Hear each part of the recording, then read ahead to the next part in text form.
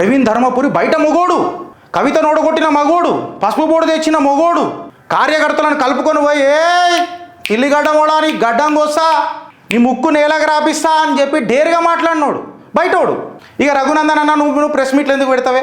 నువ్వు ప్రెస్ మీట్లు పెట్టి ఎంత మాట్లాడినా ఏం చేసినా కార్యకర్తలలో జోష్ నింపినా నువ్వు ఎంత చీల్చి చెండాడినా నువ్వు బయటోడవే రఘునందన్ అన్న. నీకు ఆ ముద్ర ఎప్పటికుంటుంది? నువ్వు ఇద్దరు ముఖ్యమంత్రులను ఎందుకు కూడగొట్టినావు? కాటిపల్లి వెంకటరమణారెడ్డి గారు గంటకు అదే ఉంటుంది. ఇక టంటనా నీళ్ళే కొట్టాలా గంట కూడా మళ్ళీ, ఎందుకంటే గుళ్ళో పూజారులు కదా. నేను మాట్లాడింది ఏమన్నా తప్ప ఫ్రెండ్స్? కమెంట్ రూపంలో చెప్పురు మీరు.